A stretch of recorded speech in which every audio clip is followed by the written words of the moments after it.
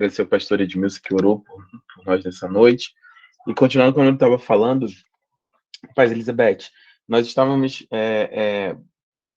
terminando, né, o estudo de número 4, os nomes de Deus, né? Na semana passada nós vimos Yahvé, na primeira aula nós vimos Elohim, e as variações do El, né? O El Shaddai, o El Elyon, o El Olam, El Roi. E na semana passada estudamos Yahvé, né? Que é o nome do Senhor, também conhecido na cultura judaica como o tetagrama, né? As 4 letras, né? Da cultura judaica, do hebraico antigo, né? Que representam o nome de Deus. E nós vimos algumas variações, né, sobre Yahvé. Nós vimos Yahvé Jireh, Nissim, Shalom, Sabá, Makadesh, Haat, Sekinu, Chamá e Elohim, né? Também Yahvé Elohim Israel, né? Que é o Senhor, o Deus de Israel. De todas essas formas, Yahvé é a forma como o Senhor, o próprio Senhor, se apresentou a Moisés em em Êxodo 3, capítulo 14.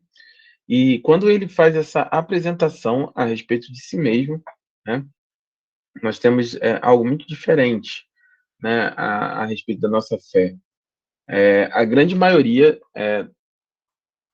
dos deuses, né, eles são deuses criados e nominados, né, e são nominados pelo próprio homem. O nosso Senhor, ele é, talvez, até onde eu lembre, é o único registro que o próprio Deus se revela e ele mesmo define o seu nome, né?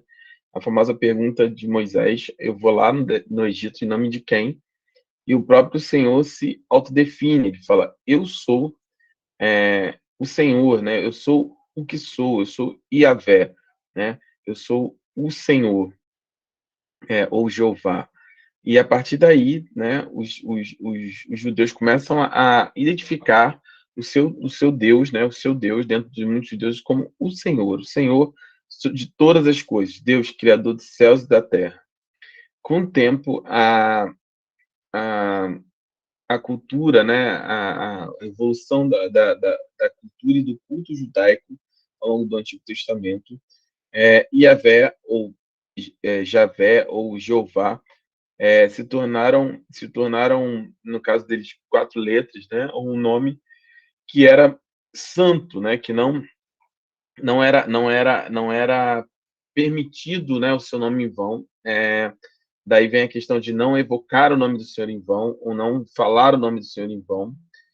E eles trocaram gradativamente pelo terceiro nome que nós estamos começando hoje a estudar, que está no item C da apostila, na página número 19, que é Adonai, né? Assim como Elohim representa um plural, né?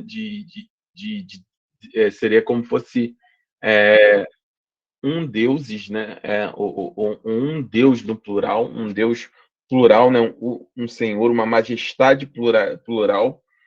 Adonai também traz vamos colocar assim, essa carga, né? De senhorio.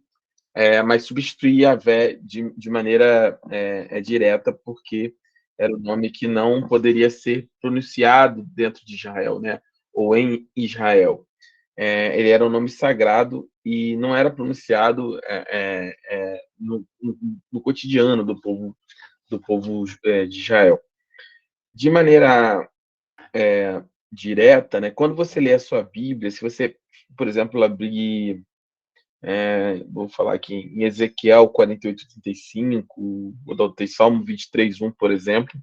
Todas as vezes, normalmente, tá? Isso é a grande maioria das Bíblias, que você pode até conferir, abre Salmo 23 aí, no versículo 1, versículo 1.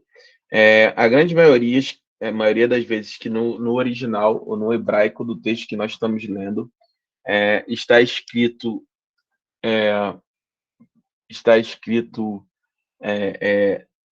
Yahvé. A tradução vai vir como Senhor, mas o Senhor escrito todo em caixa alta, todas as letras maiúsculas, o S, o E, o N, o H, o O e o R, todo ele em letra maiúscula, Senhor em letra maiúscula. Então, isso aponta que a palavra utilizada naquele trecho da Bíblia é Senhor, é Yahvé, é o nome de Deus Yahvé, como Deus se revela em Êxodo 3,14.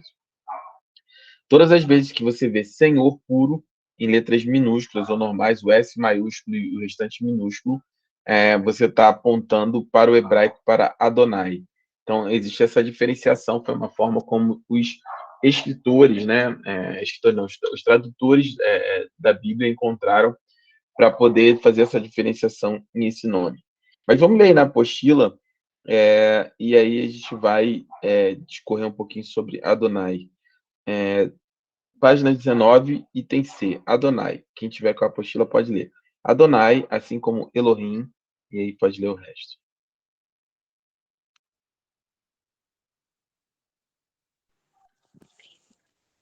Adonai, assim como Elohim, é um plural de majestade. Aparece na sua Bíblia como Senhor, em letras normais, e significa Senhor, mestre, proprietário. Dejan Isso. esses sentidos sendo aplicados genericamente, não em relação a Deus. Tras a ideia de que Deus tem autoridade absoluta sobre o homem, Josué reconheceu a autoridade do príncipe do exército do Senhor. E Isaías submeteu-se à autoridade do Senhor, seu mestre. Amém. A palavra, obrigada, Magis. Deixa eu só pegar aqui o texto, deixa eu pegar no nível aí. A palavra Adonai, ela era aplicada de maneira corriqueira, né? Ela era um atributo que não necessariamente era simplesmente aplicada a Deus, né, ao Senhor, mas passou a ser aplicada. Deixa eu pegar aqui, Gênesis 19, 2, de maneira direta, para substituir o nome de Yahvé, ou o nome de Jeová, no Antigo Testamento. Então, por exemplo, os 2 anjos chegaram a Sodoma ao anoitecer, e Ló, sentado à porta da cidade, é o episódio de Sodoma e Gomorra, tá? A destruição de Sodoma, no caso aqui, né? Os 2 anjos chegaram a Sodoma ao anoitecer, e Ló estava sentado à porta da cidade. Quando os avistou, levantou-se e foi recebê-los, prostrou-se o rosto em terra, e disse: Meus senhores, por favor, acompanhe-me à casa do seu servo. Lá poderão lavar os pés e passar a noite pela manhã, seguir o caminho. Não passaremos a noite na praça, responderam. E aí, meus senhores, é também Adonai no plural. Então, às vezes, quando o nome Adonai, ele era utilizado em diversas aplicações, né, no hebraico, né? Mas todos eles, e absolutamente todos eles, remetem a um único sentido, né? De Senhor, no sentido não um tratamento respeitoso. Não é como nós fazemos hoje, por exemplo, com pessoas de mais idade ou com pessoas que têm maior conhecimento, né? Que fala: o senhor pode sentar, o senhor pode se levantar, o senhor poderia me dar uma xícara, sei lá, de café, quando a gente pede lá, né? Ou o senhor pode me responder uma pergunta ou me dar uma informação. Não é esse sentido respeitoso de Senhor, né? Não é tratamento como Senhor, como nós utilizamos hoje, né?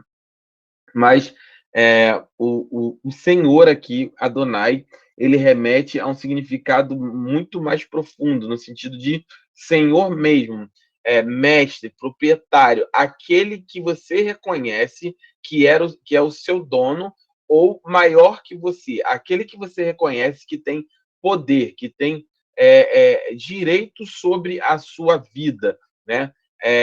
Mais ou menos um bom exemplo seria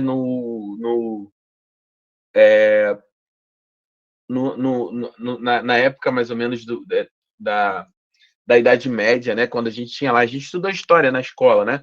Que tinha lá os senhores feudais, né? Que os grandes reinos, não sei se vocês lembram disso, né? O reino da Espanha, o reino de Portugal, aí dividia a Europa de maneira geral, antes da unificação dos reinos, era dividido em grandes feudos, né? Grandes senhores feudais.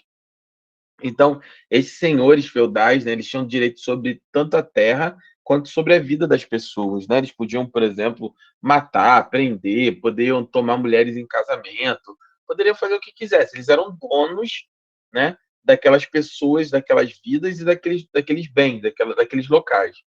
Então, nesse sentido, né, de mestre, de proprietário, daquele que está assim, daquele que você reconhece quando você fala o meu Adonai, o meu o Senhor está sobre minha vida, o Senhor é quem cuida de mim. Você está muito mais do que um tratamento respeitoso a respeito, um tratamento respeitoso para com Deus, é um reconhecimento, o crente tem que ter, é um reconhecimento do senhorio de Cristo. Quando nós falamos o Senhor Jesus, não é o Senhor Jesus, assim como eu falo com meu avô, o Senhor, meu avô, não.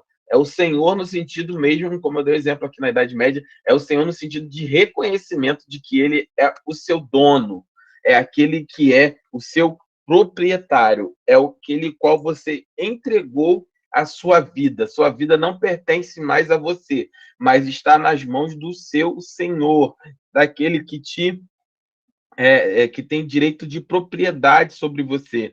No nosso caso, foi através do pagamento de Cristo, de um alto preço, através da sua morte na cruz. O preço que foi pago nos fez, quando nós aceitamos a Cristo como, nós falamos sempre, olha, você quer aceitar a Cristo como quem? Como somente seu Salvador? Não, nós colocamos para as pessoas, olha, você quer aceitar a Cristo como o seu Senhor e o seu Salvador, porque o preço que ele pagou fez com que ele comprasse a minha e a sua vida. Ele resgatou a minha e a sua vida por um preço muito alto, né? Mas não somente isso, a própria palavra diz que nós não somos simplesmente mais servos, né? Mas fomos feitos filhos, nós fomos co-herdeiros de Cristo, né? Ele nos salvou como Senhor, ele nos resgatou, ele nos comprou com alto preço, mas ele não nos comprou com alto preço para a escravidão, nos comprou com alto preço para a liberdade.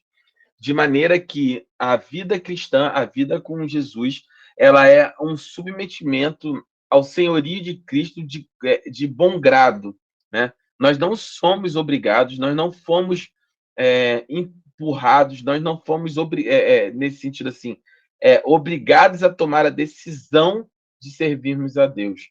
Não, nós simplesmente decidimos no nosso coração a servir ao Senhor de uma maneira muito voluntária. Nós submetemos, graciosamente nós submetemos. Quando nós descobrimos a respeito de Deus, aquilo que nós descobrimos, nós graciosamente nós submetemos, né, a nossa vida. Deixa eu só pegar um texto bíblico aqui. A nossa vida ao Senhor, né? Quando nós colocamos isso, quando você fala assim, quando você ora e fala, Senhor, eu entrego aqui a minha oração, eu entrego as minhas preocupações, eu entrego a minha vida, eu entrego o meu emprego, eu entrego o meu casamento, eu entrego, né, a minha família. Quando você está declarando o senhorio de Cristo, você está automaticamente reconhecendo nele todas essas condições de ser senhor, dono, proprietário, alguém que está acima de você e na qual, a partir de agora, você pertence, como eu falei, não necessariamente direto, mas no sentido próximo, como a gente via antigamente, questão de vassalagem, né? De alguém que era dono da vida de outro. Só que diferente do dono humano, né, da escravidão ou do senhorio humano, o Senhor Jesus, ele nos comprou por um alto preço para nos fazer livres, né? Não para nos fazer escravos. E pelo contrário, nos deu juntamente com ele todas as outras coisas que ele tinha direito, né? Porque dele, por ele, para ele foram criadas todas as coisas. E a partir do momento, né, que o Senhor ele nos torna co-herdeiros, ele compartilha da sua herança conosco, que éramos apenas servos, né? Não éramos filhos, não tínhamos direito, mas nós fomos feitos filhos de Deus através dessa compra, dessa aquisição feita pelo Senhor em nossas vidas. Faltou um pedacinho aí na continuação, não sei se a Amadi leu, O termo equivalente no Novo Testamento é Kyrios, né? Ou Senhor.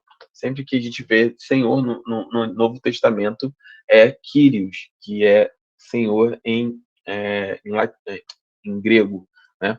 Então, quando nós temos essa relação, quando nós entendemos que Deus efetivamente nos adquiriu, né? Ele nos comprou por um preço, e com isso, né, ele se tornou, através da nossa confissão de fé, nós reconhecemos o Senhor, e não que ele precise de nós para ser Senhor, ele é Senhor, tanto é que ele diz, olha, eu sou Yahvé, eu sou o Senhor, eu sou o Deus que existe por si mesmo, mas a confissão de fé não é para definir que se Deus é ou não Senhor, não falar a respeito de Deus, fala a respeito de nós e da nossa decisão de nos submetermos, né, ao Senhor como Senhor da nossa vida.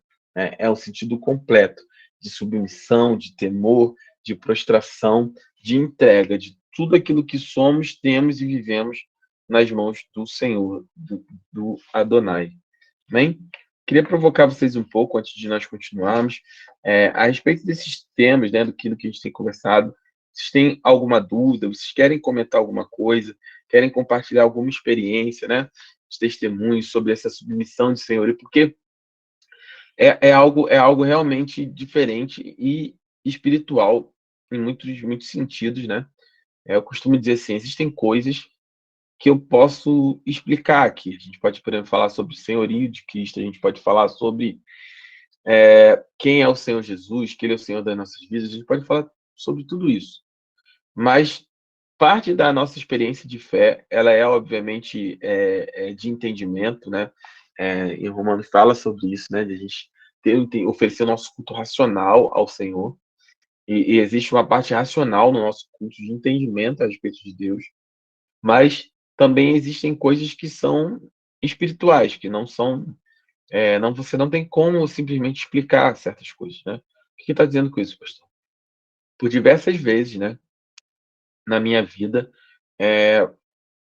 eu fui tentado a retomar ou a tomar de volta para mim a minha vida e o controle da minha vida, né? De maneira que nesse movimento você acaba anulando ou abrindo mão do senhorio, né, do controle, de se submeter ao senhorio de Cristo na sua vida. O apóstolo Paulo fala em Coríntios sobre isso, sobre os tipos de pessoas, crente espiritual, carnal e o homem natural, na verdade, três tipos de homem: homem natural, homem carnal e homem espiritual. Sendo que a diferença entre o carnal e o espiritual, os dois conhecem a Cristo, têm Cristo em sua vida, e a diferença é que um submete o centro da sua vida, ele é cristocêntrico, e ele permite que o Senhor Jesus controle a sua vida, e todos os seus projetos e planos estão efetivamente alinhados ao plano de Deus, né? Já o crente carnal ou homem carnal, ele não deixa de ser cristão, ele reconhece Jesus, mas ele não entrega o controle da sua vida a Jesus, né? O eu está sempre no trono da sua vida, e ele toma todas as suas decisões, e acaba essas decisões não estando alinhadas com o plano de Deus para nossa vida. Todas as vezes que nós nos tornamos carnais, e às vezes a gente acha que carnal é só uma questão, tá na carne, tá no pecado. O pecado, ele é a consequência de algo que acontece muito antes, né? Que é a nossa decisão de tirar o Senhor Jesus do centro do trono da nossa vida, né? Do trono da nossa vida, do centro da nossa vida, de não sermos cristocêntricos. E quando nós não somos cristocêntricos, nós somos carnais, e como carnais nós vamos manifestar, via de regra, as obras da carne. Diversas vezes eu fui tentado na minha vida a assumir o controle novamente dela, tirar da mão de Jesus esse controle, rejeitar esse senhorio por algum tempo.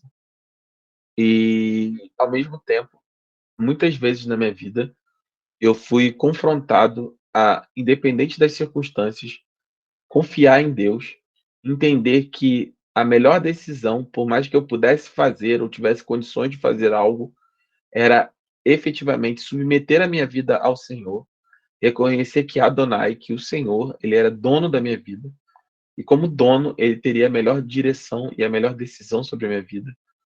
E todas as vezes que eu confiei dessa forma, via de regra, eu fui surpreendido pelo Senhor, com coisas que eu nem imaginava. E eu não digo só de retorno financeiro, nada disso, mas de alinhamento com os planos dele, de uma coisa que se encaixa na outra, que se encaixa na outra. E no final desse processo, você finalmente entende aquilo que Deus tinha ou queria para sua vida e que você não conseguia enxergar. Então, eu queria provocar vocês hoje para falar um pouco disso, ouvir o testemunho. Você levantou a mão, pode falar, Priscila, pode abrir o microfone, fica à vontade. Paz do Senhor. Pode. É, é, certa vez na minha vida, houve um tempo muito difícil, né, no início da minha caminhada, que foi muito difícil para mim continuar caminhando, porque eu moro bem distante da igreja que eu congrego.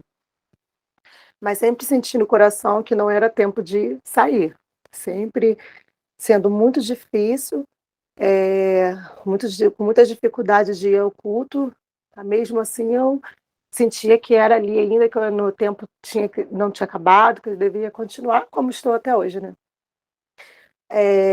Aí eu falando com o Senhor, né, falei: "Senhor, tu sabes o que eu preciso, eu tô com tanta dificuldade", até porque eu tinha 2 crianças pequena na época, agora estão maiorzinhos, né. Era muito difícil para mim poder ir aos cultos, e eu falando com o Senhor, que precisava, né, de um carrinho, que se eu pudesse me abençoar. Aí acontecendo, tá, aonde eu trabalhava, a empresa, a senhora foi embora, e eu fiquei desempregada, e o pastor tinha falado comigo que o que eu estava pedindo, Deus ia me dar.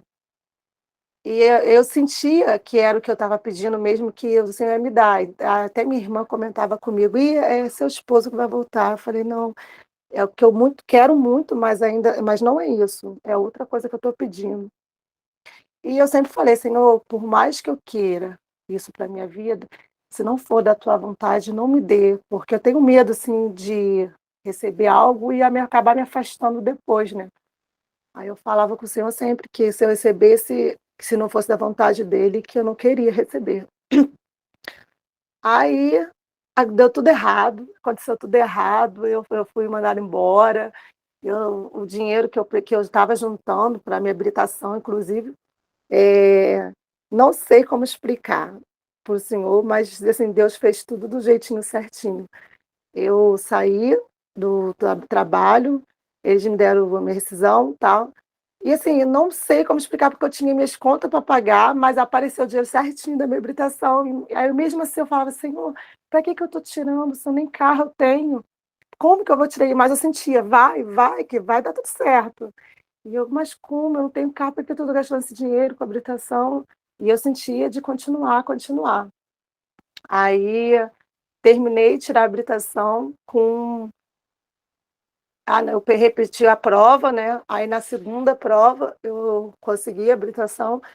Quando eu cheguei em casa, que eu falei para o meu esposo chegou assim: "Ó, toma a chave do carro, que é teu carro", que eu tirei outro. E eu assim, nossa, eu nem imaginava que a benção ia chegar tão rápido, tudo junto, assim, porque eu nem tinha o dinheiro da habilitação e, de repente, eu tirei minha habilitação e, ao mesmo tempo, ganhei um carro.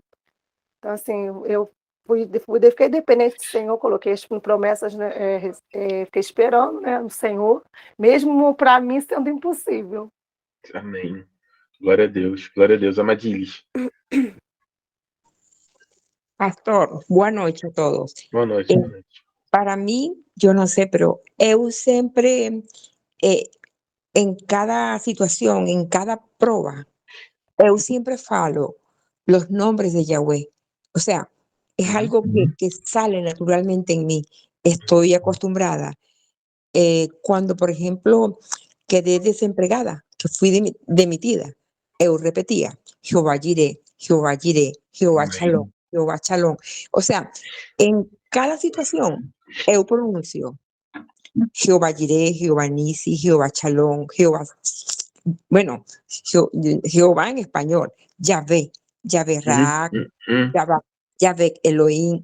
Eu falo español y yo siempre digo Jehová Jireh, Jehová Shalom, Jehová Adonai. O sea, eso es algo que me nace en la oración, en mi día a día, en cada situación. Me siento identificada con los nombres de Yahvé. Depende de cada. Y cuando hay alguna petición de oración, de acuerdo a la situación, yo menciono los distintos nombres de acuerdo a la necesidad de la petición de oración. Y yo amo decir Jehová Shaddai, Jehová Shaddai siempre. Y con el caso de Meufilio, Jehová Rafa, Yahvé Rafa. Yo vivo de que en la oración, en la alabanza, cuando estamos en la iglesia, que no me sé la letra, yo comienzo a falar los distintos nombres de Yahvé. Amém. Como no me sé la letra del louvor, yo comienzo a Que orar y lindo. Aham. a alabar diciendo los distintos nombres de Yahvé. Yo amo esta clase. Escuché las clases online y las repetí 2 veces. Eu amo saber, pues, de los distintos nombres de Yahvé. Pues era un comentario, pastor. Não, amém. Que lindo, Amadis, também, né? Deus te dá quase que um cântico novo, né? Quando você não entende o louvor porque, ou não sabe a letra porque é em português, e Deus te dá um novo cântico, né? Na sua oração. Mas é isso. Quando nós entendemos, né? Como a Priscila testemunhou, como a Amadis testemunhou, a respeito da confiança, né? Existem momentos na sua vida que é efetivamente assim, você precisa fazer uma escolha. Você entende definitivamente que Deus ele é Senhor da sua vida e que ele cuida de todos os aspectos da sua vida, mesmo aqueles que você não entende. Eu acho que muito da nossa dificuldade como cristão vem do fato da gente, muitas das vezes, nós não aceitamos, né, ou não compreendemos e não aceitamos esse tipo de senhorio. Nós meio que cobramos de certa forma, e é natural. Não estou dizendo que você está errado, que não é um movimento natural. Mas nós queremos algumas explicações de Deus, né? E a gente pede a Deus explicações, ou quer uma resposta de Deus sobre algo que aconteceu ou que está acontecendo na nossa vida. Mas, efetivamente, né? Se você transporta realmente essa questão desse, desse desse relacionamento, onde você reconhece que Deus é o seu Senhor, né? E se você transportar isso para uma linguagem mais humana, ou uma experiência, uma vivência humana, lembra que eu dei os exemplos aqui dos senhores feudais, assim, via de regra, né? O Senhor ele não dá explicação a respeito daquilo que ele está determinando, né? Chegava lá, mandava assim, cultiva esse campo, mata aquele boi, alimenta aquelas ovelhas, fura esse poço. A ordem era simplesmente seguida, a vida deveria ser vivida conforme a determinação desses senhores, né? Transportando para nosso relacionamento com Deus, obviamente que não se compara, né? Nem passa perto esse tipo de senhorio com o que Deus faz, né? Estou falando de relacionamentos abusivos, feudais, né, de escravidão, não é isso que eu estou falando. Só estou dizendo no sentido de você se portar, né?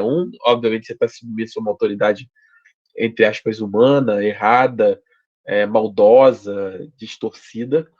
Mas o que eu estou tentando dizer é que, diante de uma autoridade perfeita, santa, que tem pensamentos de bem e de paz a nosso respeito, nós deveríamos ter essa confiança de, mesmo quando nós não entendemos, né, nós confiarmos que Deus, ele efetivamente, ele está no controle de todas as coisas, né?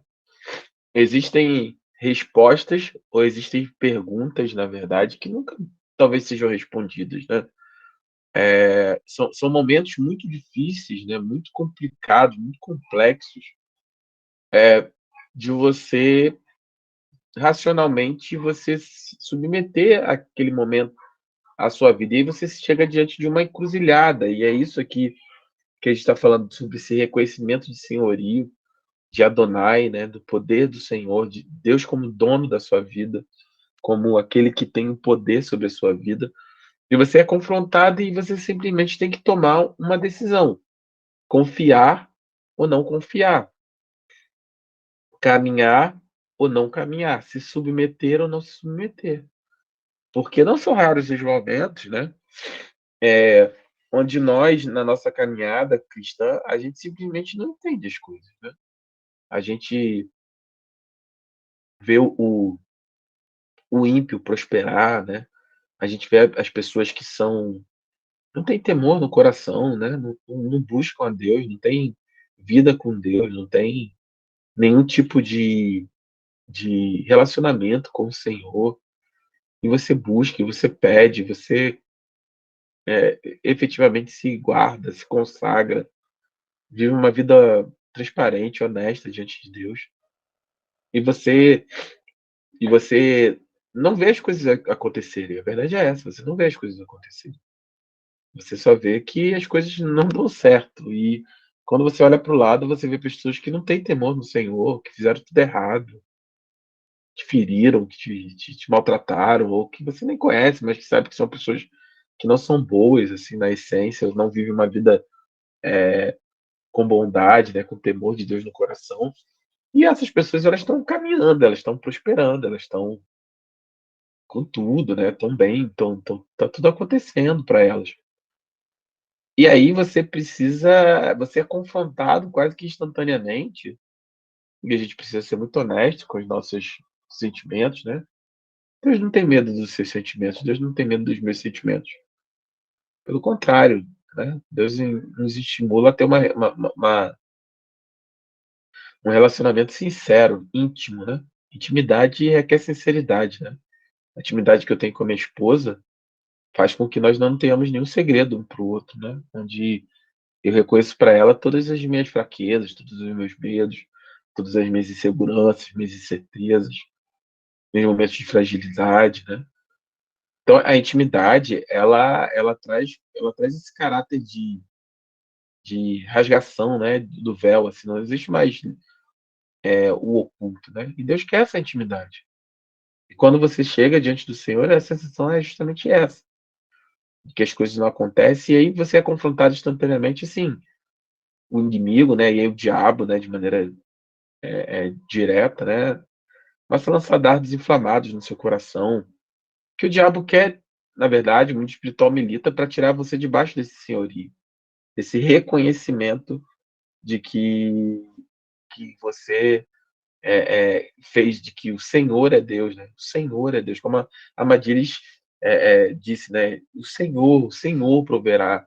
Não é um homem, não é o seu trabalho, não é o patrão. O Senhor vai prover. O Senhor é cura, né? Jeová Rafá. O Senhor que cuida de mim, ele faz todas as coisas. Ele é Shalom, ele é minha paz, é Deus.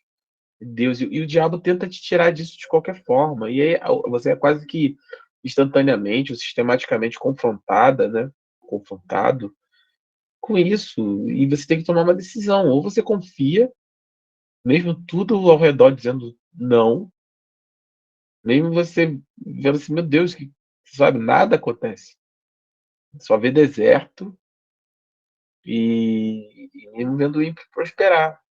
E o que eu acho mais lindo da Bíblia aqui, né, nessa questão de senhorio, né, pra gente, a gente vai caminhar para encerrar a apostila, né,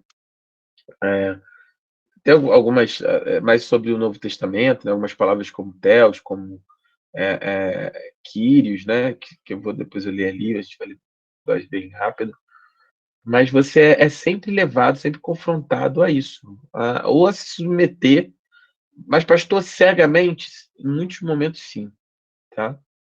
Eu acho que muito da nossa vida cristã, ela precisa ser amadurecida. Nós pentecostais, né, amém, amém, Lorena, amém, amém. Nós pentecostais, força, tá? O Senhor te abençoe, você tenha discernimento sobre essa situação. E saiba que você não está sozinha, não somente não aqui nessa sala, mas em toda a Bíblia, né? A gente tem homens e mulheres de Deus que tiveram esse mesmo tipo de sentimento, né? Eu costumo sempre falar um texto até bastante conhecido, por isso que eu sempre cito ele, de Malaquias, capítulo 3, né? Quando que normalmente a gente usa para dízimo, né? Dízimos e ofertas, fazer prova de mim, vou abrir as janelas do céu sobre as vossas cabeças e repreenderei o gafanhoto e tal. Normalmente esse texto é utilizado por isso, mas esse texto ele tem muito mais beleza nele do que somente essa questão do dízimos e ofertas, né? Levar os dízimos à casa do tesouro. Porque, na verdade, ele é uma expressão muito linda do ponto de vista de Deus, né? Quando Deus... vamos ler esse texto aqui, a gente está falando sobre ele. Ele é uma verdade muito linda do ponto de vista de Deus, né? Sobre esses nossos questionamentos. Porque é justamente, né? Quando... Porque esse é um monólogo, né? Onde o Senhor ele começa a fazer um discurso, né, para esse povo que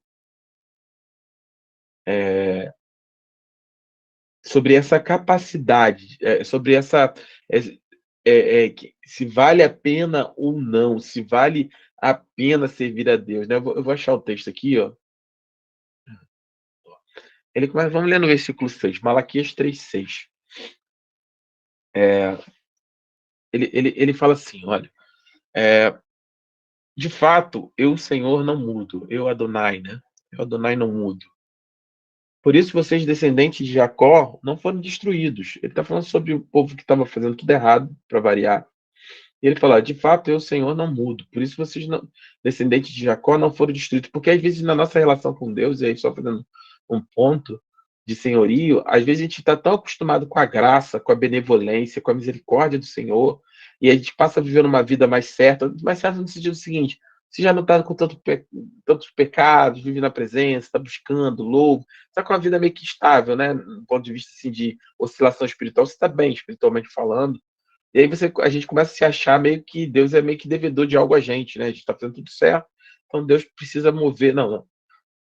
E ele começa a falar. E a gente nunca pode esquecer que nós não somos jamais perfeitos na presença do Senhor, né? Sempre existem coisas que, se não fosse a misericórdia do Senhor, se não fosse o fato do Senhor não mudar, o Senhor ser fiel, ser longânimo, ser bom, ser amoroso, nós seríamos efetivamente destruídos, né? A Bíblia fala que as misericórdias do Senhor são a causa de nós não sermos destruídos. Elas se renovam cada manhã. A cada manhã, Deus renova as misericórdias dele sobre nós, e por isso nós não somos destruídos. Por melhor que você esteja espiritualmente falando. E ele fala, olha, de fato, eu, o Senhor, não mudo. Por isso vocês, descendentes de Jacó, não foram destruídos. Desde os tempos de seus antepassados, vocês se desviaram dos meus decretos e não os obedeceram. Voltem para mim e eu voltarei para vocês, diz o Senhor dos Exércitos. Tá vendo aqui, ó, o Senhor dos Exércitos? Você vai lá no nosso estudo, ó, você vai ver aqui, ó, quer ver? Deixa eu pegar só a palavra que eu perdi, ó. O Senhor dos Exércitos. Yahvé Sabaú. Yahvé Sabaú, Senhor dos Exércitos. Mas vocês perguntam, como voltaremos? E aí o povo está desviado. Aí Deus começa a falar sobre isso. Aí o povo pergunta assim, como nós voltaremos? Aí ele, pode um homem roubar a Deus? Contudo, vocês estão me roubando. E ainda pergunta, como é que te roubamos? E o Senhor responde, nos dízimos e nas ofertas. Vocês estão debaixo de grande maldição porque estão me roubando. A nação toda está me roubando. Tragam o dízimo todo ao depósito no templo, para que haja alimento na minha casa, ou seja, recursos para o templo, né? Naquela época, os sacerdotes, levitas e os sacerdotes, né? Eles não trabalhavam, né? O povo, se você vê as 12 tribos de Israel, para você entender esse contexto, das 12, uma tribo, que é a tribo de Levi, né? Ou os levitas, né? Eles foram separados. Dentro da tribo de Levi havia uma família que era descendência de Arão, que era o sumo sacerdote, como se fossem os pastores hoje, né? Mas, em termos de sacerdócio, né? Mas os levitas, então, todo sacerdote era levita, mas nem todo levita era sacerdote. Então, dentro de uma tribo, Deus tirou uma família para sacerdócio, os restantes serviam. Eles não trabalhavam, eles não ganharam terra na divisão da terra prometida, eles dependiam dos dízimos e ofertas, assim como hoje, trazendo hoje, a gente depende. Assim. Os dízimos e ofertas na igreja, elas não são para, elas são para a gente manter a casa do Senhor, né? Manter a luz, manter o aluguel, manter as coisas que precisam lá, papel no banheiro, sabão, sei lá, som, troca pilha. Se tem uma coisa que precisa na igreja, pilha. microfone, equipamento de som. Então, assim, é para isso, né? Ele está falando, para que traga alimento, para que haja provisão na minha casa. Né? E põe a minha prova, diz o Senhor dos Exércitos. E veja se eu vou abrir as comportas do céu e derramar sobre vocês tantas bênçãos que nem terão onde guardá-la. Impedirei que as pragas devorem suas colheitas, e as videiras nos campos não perderão seu fruto, diz o Senhor dos Exércitos. Então todas as nações chamarão felizes, porque a terra de vocês será maravilhosa, diz o Senhor dos Exércitos. E aí, essa parte aqui, que para mim é a mais linda, que Deus ele expõe de maneira muito rasgada, assim, o coração dele. Ele fala assim: olha, vocês têm dito palavras duras contra mim, diz o Senhor. Deus está dizendo: olha, vocês estão falando muito duro contra mim. E ainda se pergunta o que temos falado. Quer dizer, o povo fala: o que a gente tem falado contra o Senhor? E aí Deus responde: ele fala, vocês dizem. O que o povo dizia que era duro para Deus? Eles diziam no coração deles: é inútil servir a Deus. O que ganhamos quando obedecemos os seus preceitos e andamos lamentando diante do Senhor dos Exércitos? Por isso agora consideramos felizes os arrogantes, pois tanto prospera o que pratica o mal, como escapam ilesos os que desafiam a Deus. Depois, aqueles que temiam o Senhor conversavam uns com os outros, e o Senhor ouviu com atenção. E foi escrito um livro com memorial na sua presença acerca dos que temiam o Senhor e honravam o seu nome. E aí Deus fala sobre isso. Ele fala assim: olha, o povo está dizendo assim, é inútil. Por que adianta servir a Deus? É isso. O seu questionamento, o meu questionamento não é novo. O povo de Israel já estava fazendo aqui em Malaquias. Ele está falando assim: é inútil servir a Deus. E Deus, de maneira muito linda, ele coloca o coração dele e fala: olha, é muito difícil ouvir isso. É muito duro para mim ouvir isso. E vocês perguntam: o que eu estou falando, Deus? Está falando isso. Que é inútil me servir, porque vocês ficam questionando. Por que adianta eu guardar os seus preceitos, quer dizer, guardar o seu mandamento, ir na igreja, na consagração, orar, dizimar, fazer, louvar, e ficar lamentando e chorando e buscando a presença do Senhor? Porque tudo que a gente está vendo é que agora a gente considera felizes quem? Os arrogantes, quer dizer, os ímpios, pois tanto prospera o que pratica o mal, como escapilesos que desafiam a Deus. Quer dizer, quem desafia a Deus, quem não segue a Deus, quem peca, quem vive numa vida de promiscuidade, quem vive em meio a pecado, quem vive em meio a coisas que não agradam a Deus, quem pratica o mal, eles são felizes. A gente está vendo que eles estão lá todo mundo felizão, e a gente que anda aqui na presença do Senhor, como tudo, não está adiantando nada. E é isso que magoa, entre aspas, Deus. Deus fala: essa palavra é muito dura. E aí o versículo 17, 8, é para mim assim: olha, se eu tenho algo que eu levo no meu coração, que eu deveria escrever, sei lá, no espelho do meu banheiro, todas as vezes que eu fico assim, é sobre isso. Eu me lembro, essa palavra vem no meu coração e acende o meu coração. Que ele diz assim: olha, no dia em que eu agir, diz o Senhor dos Exércitos, eles serão o meu tesouro pessoal. Eu terei compaixão deles, como um pai tem compaixão do filho que lhe obedece. Então, vocês verão novamente a diferença entre o justo e o ímpio, entre os que servem a Deus e os que não o servem. Que Deus está dizendo: olha, no dia em que eu agir, no dia que a minha paciência, a minha longanimidade chegar ao fim, e eu executar juízo sobre toda a terra, quando eu executar juízo sobre todo mundo, aí vocês vão perceber que não era a conta do próximo mês, ou o escape da próxima semana, ou você não levar alguém felizão porque está numa boate vivendo a vida e você está aí se resguardando, esperando em Deus. Deus está falando: não é aqui a diferença. A diferença vai ser quando eu me manifestar. E quando eu me manifestar, você vai ser para mim como meu tesouro pessoal. Deus tem você como tesouro pessoal dele. Ele guardou você para ele. E ele fala: e eu terei compaixão deles como um pai tem compaixão dos seus filhos. E aí, quando a execução do juízo, aí você vai ver a diferença entre justo e ímpio, entre os que servem a Deus e aqueles que não servem. Essa é a nossa esperança. É difícil demais viver assim. Não é muito fácil. Mas nós seremos tesouro pessoal do Senhor.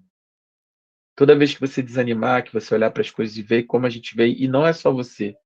Lorena compartilhou aqui, eu compartilho aqui.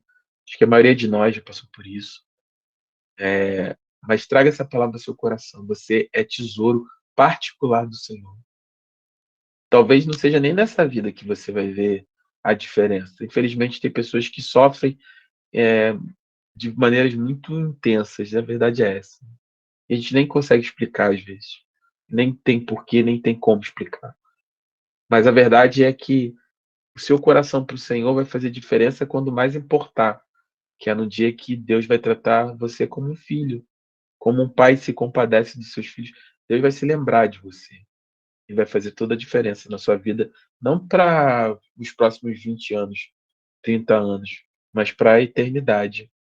Então, coloque o seu coração diante do Senhor, se acalme. Não é fácil. Eu falo assim, parece, pô, o pastor fala porque é pastor, né? Nada, meus irmãos. Quem me conhece sabe que eu sou muito transparente, minha esposa está aqui que não deixa eu mentir, né? Minha família, minha irmã, todo mundo conhece. São momentos muito difíceis, mas que a gente possa trazer à memória essa palavra. Amém? Vamos ler aí o item D. Eu vou ler de maneira mais rápida, porque esses itens são mais técnicos do que necessariamente trazem um contexto em si para nós, né? O item D fala o seguinte: Deus ou Theos. Theos é a mais frequente designação para Deus do Novo Testamento. É usado para se referir a Deus, mas há também textos que Theos aponta para deuses pagãos. Ele dá alguns textos, né, para o diabo e para a sensualidade. O mais importante é que Jesus é chamado de Theos. Então, assim, Jesus é reconhecido como Deus no Novo Testamento, né? E aí algumas implicações são que ele é o único verdadeiro, aí são os desdobramentos, né? Que ele é inigualável, que ele é transcendente, que ele é o Salvador. Então, nesses aspectos, né? Theos vai sempre direcionar para Deus no grego, né? Mas esse reconhecimento de Jesus como Deus e a manifestação dele, né? Ele se atribuindo como o Deus único verdadeiro, como Novo Testamento como Deus inigualável, como transcendente, como Salvador, é que faz a diferenciação entre o Deus verdadeiro e os outros deuses, né? Por assim dizer. Senhor ou Kyrios, eu já tinha falado, né? Das 717 vezes que Kyrios aparece no Novo Testamento, 210 vezes aparece no escrito de Lucas e 275 de Paulo. Kyrios enfatiza autoridade, supremacia. Kyrios é a mesma coisa que Adonai, né? Quando você tem no hebraico Adonai, que a gente está falando até aqui, e quando vem para o Novo Testamento, Adonai é traduzido do hebraico Adonai para o grego Kyrios, né? E aí sempre vem com esse significado de senhor, dono, mestre, ídolo, né? Maridos também no sentido de senhorio, né? Do marido sobre a esposa. Quando aplicado a Deus, expressa especialmente sua condição de criador, seu poder e domínio justo sobre o universo. Porque Adonai, ele é também profundamente ligado no hebraico com Elohim, que nós já falamos em outras aulas, né? Sobre o Deus que criou a partir de Bará, né? Do nada, né? De coisa alguma, criou todas as coisas. Jesus foi chamado de Quírios no sentido de Rabi ou Senhor, Mateus 8,6. Quando Tomé o chamou Senhor meu e Deus meu, atribuiu a ele divindade absoluta. A ordem de Romanos 10,9 significa reconhecer Jesus com a natureza e atributos que pertencem somente a Deus. Assim, a essência do cristianismo é reconhecer que Jesus é Yahvé no Antigo Testamento. Eu vou ler esse texto de Romanos 10, que é uma passagem importante, que ele fala 10,9. Que ele vem falando, na verdade, né, sobre alguns temas, e aí ele termina assim, olha, se você confessar com a sua boca que Jesus é Senhor, Kyrios, né, ou Adonai, ou Yahvé, né, trazendo para o antigo, se você confessar com a sua boca que Jesus é Kyrios e crer em seu coração que Deus o ressuscitou dentre mortos, será salvo, né? Então, Romanos 10,9 é uma parte muito importante. Nós não como pastores, não foram poucas as vezes que nós fomos questionados a respeito dessa necessidade de confissão, né? Por que a gente fala assim, olha, você precisa orar. Você quer orar agora, recebendo a Cristo como seu Salvador? E muito tem a ver com Romanos 10,9, com o ato de confessar com a sua boca que Jesus é o seu Senhor, é o seu Kyrie, é Adonai, Yahvé, você não é Senhor, como estou falando. Se nós pegarmos Senhor como respeito, fica meio fora de contexto. Mas não como pronome para tratamento, mas como reconhecendo essa autoridade. Eu estou reconhecendo que o Senhor Jesus é o meu Senhor, né? E aí Paulo fala, quando você reconhece isso, confessa publicamente isso, você crê com todo o seu coração aquilo que Deus está dizendo e você é salvo, né? Crer em Jesus é fundamental para a salvação. Mestres ou déspotes, né? Déspotes dá a ideia de propriedade, enquanto que dá a ideia de autoridade. Deus é chamado várias vezes de déspotes, né? Aí ele dá alguns textos. Deus é chamado de déspotes 2 vezes. É só uma questão só de conceito, né? De mestre, né? Em relação a isso, sobre a questão de propriedade, né? E senhoria, autoridade. Mas eu corri um pouquinho com esses 3 temas porque eu queria chegar no último, que é pai, tá? E aí a gente vai ler um pouquinho aqui, olha só. Deus é apresentado no Novo Testamento como pai. No Antigo Testamento, o nome pai designa Deus 15 vezes. No Novo, isso acontece 245 vezes. A atuação de Deus, ressaltada pelo nome pai, demonstra que ele dá graça e paz, boas dádivas, mandamentos e respostas de oração. Eu queria falar um pouco sobre esses textos. A gente vai dar uma olhada depois em alguns deles. Mas por que eu estou falando sobre pai, né? Sobre Abba, né? Sobre Abba, sobre pai. Às vezes nós estamos tão enraizados, talvez por 2 grandes motivos, com a palavra pai. A primeira dela é pelo uso comum, né? Ela se tornou quase que um jargão. Ô, meu pai! Ai, meu pai! Ah, me dá paciência, meu pai, né? A gente fala isso às vezes, né? Se tornou tão comum a expressão pai no nosso cotidiano, talvez muito pela nossa raiz também de uma sociedade no Brasil fundada, né, ou fundamentada na grande maioria por raízes católicas, católica apostólica romana, onde está inserido dentro da nossa estrutura o Pai, né, o Pai, Filho e Espírito Santo. Mas nós precisamos ter a dimensão do que Pai significa dentro da nossa estrutura de fé. O Evangelho, o cristianismo, a palavra de Deus, é a única religião, considerando as outras, ou a única manifestação a respeito de Deus, e no nosso caso, Deus verdadeiro, que traz essa relação de paternidade para o nosso relacionamento com o próprio Deus. Na maioria das religiões, você tem um distanciamento da divindade da qual você cultua. Pode até ter algumas atribuições, como pai, no candomblé, se não me engano, tem. Nos mitos nórdicos também tem, com Odin, por exemplo. Mas sempre a relação é sempre de temor. É sempre uma relação de temor. De você dever algo a uma divindade. Dessa divindade ter uma ascendência sobre você na relação baseada em poder. E assim eram os judeus a respeito do Senhor. Eles tinham uma relação baseada com Deus, baseado num Deus poderoso, num Deus executor de juízo, que tanto é que eles ousavam pronunciar o nome Yahvé, trocaram por Adonai, e eles tinham essa relação de temor ao Senhor, que deve haver, obviamente, mas o que eu estou dizendo é que não é a base dessa relação.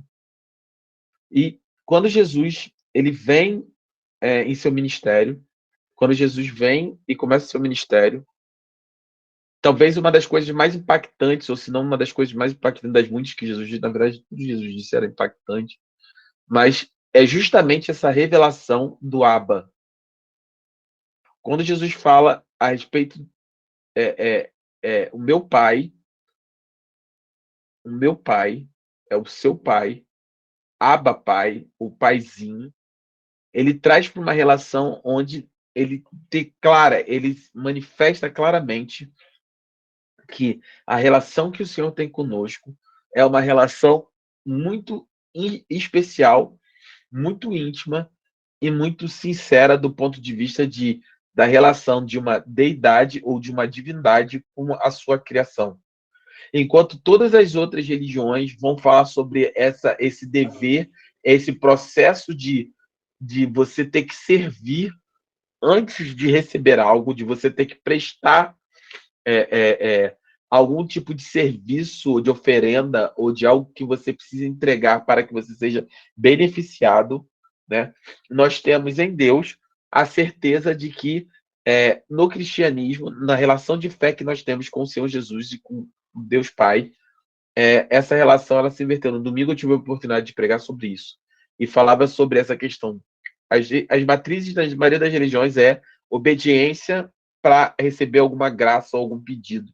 Você faz, você entrega, você faz, você precisa ofertar, oferecer, fazer, para que talvez você receba alguma coisa que você quer. Enquanto a lógica do cristianismo é completamente inversa.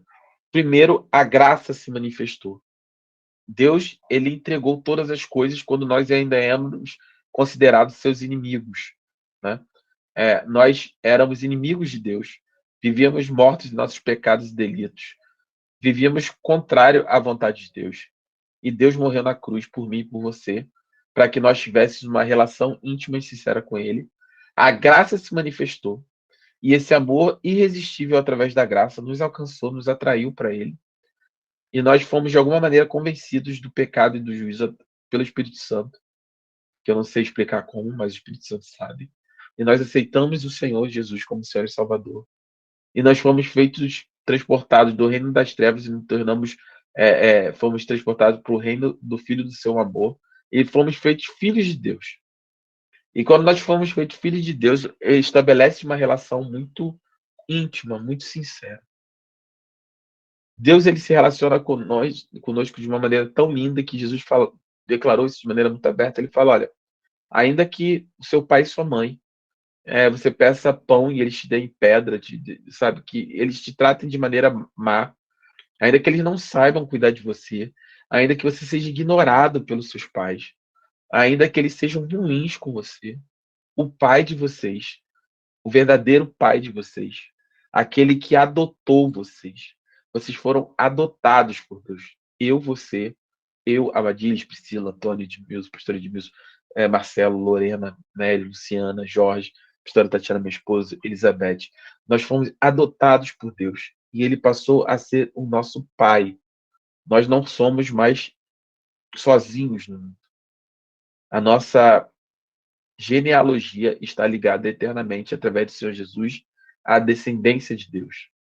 Você tem uma relação muito especial com o Senhor. Você tem algo que ninguém, em nenhum outro lugar, em nenhuma religião conseguiu e nem vai conseguir oferecer, que é a possibilidade de chamar aquele que te criou, que chamar o seu Criador de pai, de paizinho. Uma relação de intimidade, de sinceridade, mas que você entendendo isso, você também vai ter uma relação de confiança. Tem tudo a ver com o que a gente está falando de Adonai, quanto reconhecer o senhorio, mas reconhecer também a paternidade, de maneira muito linda, né? É uma evolução desse senhorio. Em que sentido? Da mesma maneira que nós obedecemos ao Senhor, a um Senhor, as ordens, né? Vamos colocar assim.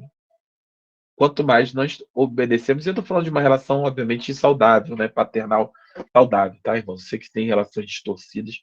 Eu vou dar um exemplo. Que eu sei que é a minha relação com a minha filha, com a Helena. Eu tenho uma relação saudável com a minha filha, graças a Deus. Conseguimos construir isso em Deus, em Jesus. E existe uma relação de obediência, como a de senhorio, né? No sentido do que eu falo, ela vai cumprir. Arruma a cama, dorme agora, levanta cedo, vai tomar banho, almoça, não faz, não quer, não pode, não vai, troca de roupa. Existe uma relação de submissão nesse aspecto, né? Mas a relação paternal não é somente uma relação de submissão ao senhorio, né? À ordem em si, mas também é uma relação profunda é, é, e muito profunda, onde a Helena, sim, ela me obedece, mas a Helena, por exemplo, ela está ali no quarto dela, está estudando, e ela não está nem preocupada com o que ela vai comer amanhã de manhã no café da manhã. Ela não está nem preocupada como é que ela vai para a escola amanhã, no aniversário dela, se vai ter bolo, se não vai ter bolo, o que ela vai se vestir no próximo mês, se no mês que vem a internet dela vai estar funcionando para ela ver os vídeos que ela gosta de ver no YouTube. Ela simplesmente confia que o pai dela vai prover tudo aquilo que ela precisa. Ela simplesmente confia que o pai dela está protegendo ela em todos os aspectos necessários da vida dela. Quando nós entendemos isso, e no exercício nós conseguimos, se você conseguir entender que o seu pai, ele está cuidando de você de maneira constante, dioturnamente, assim como eu, por exemplo, penso dia e noite de como suprir as necessidades da Helena, me preocupo, trabalho, me esforço. Obviamente que nem se compara a Deus. Deus, ele simplesmente, ele está cuidando de você. Acalme seu coração. O seu pai, que vê a sua oração em secreto, ele tem os olhos voltados para você dia e noite. O Senhor cuida de você dia e noite. O seu pai sabe de todas as necessidades. A Bíblia fala que ele sabe dos nossos pedidos antes mesmo que chegue à nossa boca. O Espírito Santo do Senhor está aqui com você, está aí com você. O Espírito do Senhor nos ajuda a pedirmos até aquilo que nem conseguimos pedir. E Deus cuida de você. O seu futuro está nas mãos do Senhor. A sua vida está nas mãos do Senhor. A Bíblia tem vários, eu posso citar aqui diversos textos, né? As andorinhas que não plantam, não semeiam e são alimentadas, né? As ervas do campo que não tem nenhum tipo de ação sobre a criação, mas nem Salomão se vestiu como elas. Deus tem cuidado de todos os aspectos e ele vai cuidar de você, não tenha medo. Talvez a palavra final dessa questão de pai, confia no seu pai, não tenha medo. Deus é com você. Enquanto você dorme, Deus não dorme. A Bíblia diz que o guarda de Sião não dorme e nem pestaneja. Deus está cuidando de você. Deus está providenciando o seu emprego. Deus está providenciando o seu recurso. Deus está providenciando a paz na sua família. Deus está providenciando a esposa que você precisa, o marido que você precisa. A gente só precisa, assim como a Helena, não se preocupa se amanhã ela vai ter ou não ter o que comer, porque ela confia no pai dela. Não passa nem pela cabeça dela. Mas a gente precisa confiar em Deus. Confie no Senhor. Deus, ele ama você. Ele não te resgatou para ter uma vida de derrota. Ele não te resgatou para ter uma vida de humilhação. Mas assim como eu, de maneira muito errônea, limitada, humana, sei conduzir, corrigir e instruir a Helena. Muitas vezes a Helena nem entende o que eu estou fazendo e nem sabe por que eu estou fazendo. Mas eu estou fazendo. E eu sei que lá na frente vai fazer toda a diferença para ela. O Senhor às vezes faz assim conosco. Às vezes você não entende, você não vai entender. O Senhor, ele não vai te explicar. Assim como eu não explico tudo para ele. Mas eu sei que quando lá na frente, quando ela atingir a maturidade suficiente ou ideal para entender o que eu estou fazendo, para ela vai fazer toda a diferença. Que possamos ser como crianças na presença do Senhor. Confiar nele. E entender que se por acaso você não entende, ou se eu não entendo o que está vendo agora, é porque nós ainda não estamos prontos para entender. Mas com certeza, ele é um pai bondoso, um pai amoroso que cuida de cada um de nós. De maneira alguma, ele vai nos desamparar. Bem, vamos encerrar. Para nós podermos, eu ter que dar uma aula ainda sobre que dar uma aula de batismo ainda. Vou deixar vocês fazerem algum comentário. Quem quiser falar, fique à vontade. Senão, nós vamos encerrar. Acho que hoje a Madilis pode orar. Está com o microfone aberto. Se puder ainda, Madilis. Se não, me avisa. Se puder, a gente encerra. Tá bom? Estoy aquí, pero hay mucho barullo. No importa. Tá bom, entendi. Tá bom. Então, eu vou pedir a minha esposa. Você pode orar, esposa? Para nós encerrarmos, então. Alguém quer falar alguma coisa ainda?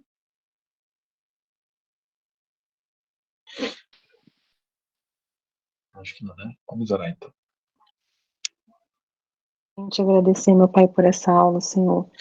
Obrigada, Senhor, por abrir nosso entendimento, Senhor, nessa noite. Que nós venhamos, Senhor, colocarmos, Senhor, em prática, Senhor, tudo aquilo que estamos aprendendo, Pai. Continue, Senhor, nos conduzindo, Senhor, conforme o Senhor quer e a sua vontade. Continue, Senhor, usando a vida do meu esposo, Senhor, como o Senhor tem feito, Pai. Pede por mais um dia, Senhor, na tua presença.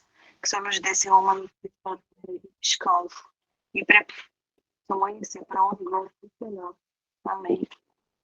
Amém. Amém, meus irmãos. Uma semana abençoada para vocês. Fiquem com Deus. Até a próxima segunda-feira, tá bom? Semana que vem, nós vamos com o estudo de número 5, a Triunidade de Deus. Vamos falar um pouco sobre a Trindade, tá bom? Fiquem com Deus e até a próxima semana. Fiquem na paz. A paz. A paz, boa noite. Boa noite, a paz do Senhor para todos. Paz para todos.